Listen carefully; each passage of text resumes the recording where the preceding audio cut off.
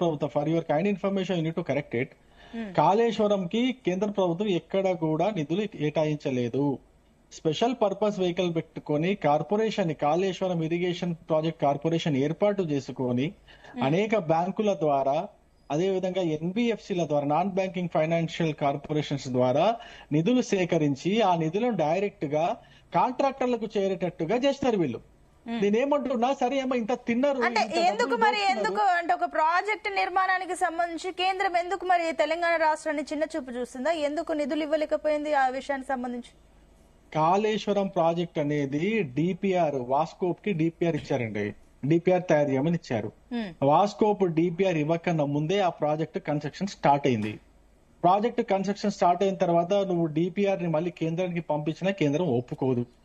ఎందుకంటే మీరు కన్స్ట్రక్షన్ ముందే స్టార్ట్ చేశారు. అంటే ఇప్పుడు పీసీగోస్ కమిషన్ లో కూడా చాలా స్పష్టంగా చెప్పారు కదా, వాస్కోప్ డిజైన్ ఇవ్వకన్నా ముందే, డిపిఆర్ ఇవ్వకన్నా ముందే వర్క్ స్టార్ట్ అయింది. కాంట్రాక్టర్లను కూడా సెలెక్ట్ చేసుకొని పెట్టుకున్నారు. అప్పుడు కేంద్ర ప్రభుత్వం ఇన్వాల్వ్మెంట్ ఏముంటది? ఇంకా కేంద్ర ప్రభుత్వం ఎందుకు ఇస్తుంది అప్రూవల్స్, ఏ విధంగా డబ్బులు ఇస్తుంది? నేనేమంటున్నానంటే అండి, మొత్తానికి ఫైనల్ గా ఏంటంటే ఈ కాళేశ్వరం ద్వారా 1,00,000 కోట్ల రూపాయలు ప్రజల డబ్బులు వృధా అయినప్పటికీ ఏదైనా ఒక కనీసం తెలంగాణ రైతుల కన్నా ఏమన్నా ఉపయోగం జరుగుతుందా అంటే ఆ విధంగా కూడా లేదు. నేనేమంటున్నా, మొత్తానికి పై నుంచి కింది దాకా ఆలోచిస్తే, ఎక్కడి నుంచి అక్కడి నుంచి ఇక్కడ దాకా ఆలోచిస్తే, అరే మీరు డబ్బులు తినరు, ఏమైనా ఉపయోగం ఉందా? ఉపయోగం లేదు. పోనీ కట్టిన స్ట్రక్చర్స్ అన్న గట్టిగా బాగా ఉన్నాయంటే అవి కూడా, స్ట్రక్చర్స్ కూడా బాగా లేవు, అవి కూడా కూలిపోయే పరిస్థితుల్లో ఉన్నాయి. పోనీ మీరు ఇచ్చిన మీరు డబ్బులు ఏమైనా తక్కువ డబ్బులు మీరు ఖర్చు చేశారా అంటే ఆ డబ్బులు కూడా విపరీతంగా వృధాగా అనవసరంగా డబ్బులు ఖర్చు చేశారు. పోనీ ఆ డబ్బులు ఖర్చు చేసింది, స్ట్రక్చర్స్ కట్టింది, వీటన్నిటినీ కూడా ఏమైనా రూల్స్ ప్రకారము డిజైన్ ఏదైతే అప్రూవల్స్ వస్తే వాటి ప్రకారము కట్టారా? ప్రొసీడింగ్స్ అన్ని ప్రాపర్ గా ఫాలో అయ్యారా?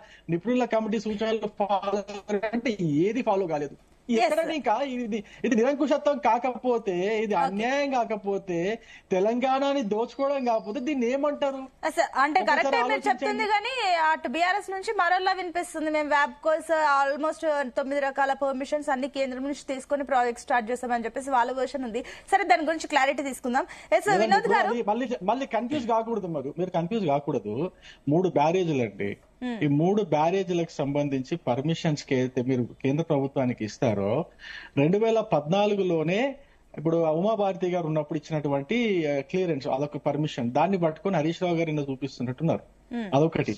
దాని తర్వాత ఇరిగేషన్ శాఖ, ఇప్పుడు ఈ శ్రీధర్ గారు ఉన్నప్పుడు ఆయన ఒక ఇరిగేషన్ శాఖకు సంబంధించి నేషనల్ డిజైన్స్ కార్పొరేషన్ కి సంబంధించిన ఒక మీటింగ్ అయితే దాంట్లో వచ్చిన కొన్ని అప్రూవల్స్ చూపిస్తున్నారు.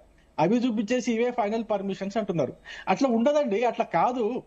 అది అది అది నేనేమంటున్నా, ఏదైనా ప్రాజెక్ట్ మీరు స్టార్ట్ చేయాలనుకుంటే ముందు డిపిఆర్ కేంద్ర ప్రభుత్వానికి, జల సంఘానికి, ఎన్విరాన్మెంట్ డిపార్ట్మెంట్స్ కి, ఇట్లా దాదాపు 12-16 ఉంటాయి డిపార్ట్మెంట్స్. ఈ 12-16 డిపార్ట్మెంట్స్ అన్నిటికీ కూడా మీరు పంపించాలా, వాటి అన్నిటి క్లియరెన్స్ రావాలా. దాని తర్వాత ఫైనల్ గా కేంద్ర జలశక్తి శాఖకు పోతుంది. ఆ జలశక్తి శాఖ నుంచి పర్మిషన్ వస్తే అప్పుడు మీరు క్లియరెన్స్ వచ్చినట్టు. ఫైనల్ ఈ ప్రొసీడింగ్స్ ఏమి తెలియదు, ఇవన్నీ ఏమి ఫాలో కారు, ఇష్టం వచ్చినట్టు తమ సొంత నిర్ణయాలు తీసుకొని ఇదే ఫైనల్ అనుకుంటే ఎట్లా అంటే నాకు అర్థం కాదు. Okay, I'll come back to you అండి రవికుమార్ గారు. ఎస్ వినోద్ గారు, గుడ్ మార్నింగ్.